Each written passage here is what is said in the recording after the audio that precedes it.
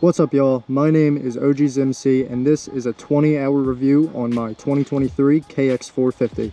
I got this bike about last winter, and ever since it has given me no problems whatsoever. Amazing, powerful bike. It's actually a little too powerful for what I'm doing, which is just pit riding and light track use. I know a 450 isn't optimal for that, but this is the bike I chose since I came from a KX300 and a YZ125, and it has just absolutely blown my expectations out of the water. It is so fast. So, without further ado, I'm gonna get to riding it. Oh shit, first gear. Whoops. Whoops.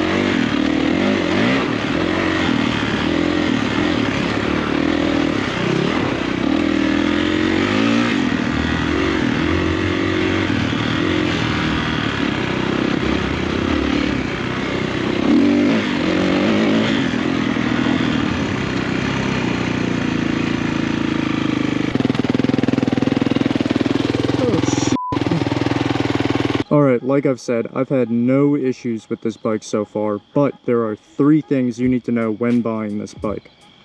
Maintenance, power, and reliability. First off is maintenance. Yes, this bike does require a lot of maintenance. This is not your average trail bike.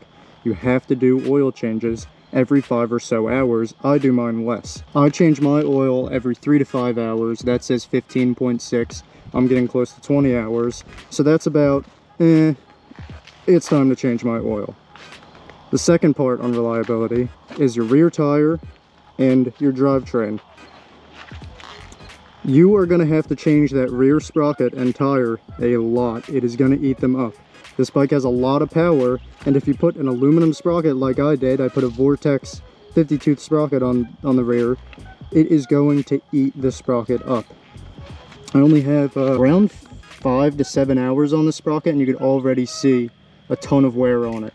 Same with the tire. I've only had this tire on for about 10 hours. It's pretty much bald. This bike just eats up wearable parts. That leads into the second part, which is power. This bike has way more power than I thought it was going to have. It is almost unusable in trail and light pit applications. It's probably the case with any 450, so if you do, I probably wouldn't get a 450. I don't know how guys ride this professionally. No, I stepped on a caterpillar. Oh my god. The third point I want to make on this bike is the reliability. A lot of people say that the reliability of the Kawasaki 250s, 450s, they eat crankshafts. That's because they're race bikes. You have to change the oil. They're getting on these bikes, they're running the oil for 10, 15 hours, and it's pitch black when it comes out of the bike. And there's bits of metal. Oh, why is there metal in my oil? Because you didn't change it. You have to change your oil with these bikes. Also, some modifications I've made to this bike to make it a little more reliable is I put a Boyson water pump on it to keep it cool, because these bikes do run hot, especially in the summer. They do run hot when you're not moving all the time. Say, if you're in the trail, if you're in the pit, you stop every now and then, it will get very hot. Some other things I've done to this is I have a Tusk Gold chain and a Vortex aluminum sprocket. This lightens up the rear end. It makes it, I can't even say it makes the bike better because I didn't notice anything, but it looks cool, and really that's what matters. Come on now. Since I'm riding in the sand, primarily, I put on a Dunlop MX-14. It's kind of like a half paddle. Does really well, but it does eat the tire up quite a bit, which I am gonna change soon, maybe. I don't know. How does this even get back here? A flipper in the middle of the woods. Some features about this bike that I very much enjoy are the Showa suspension, front and rear, fully adjustable.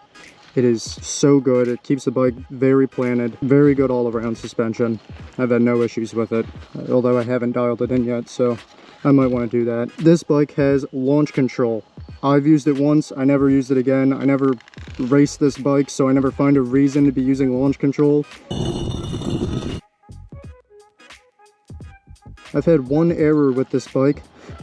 I rode it back in the mud and I sunk the entire bike. Play the clip. Maybe not.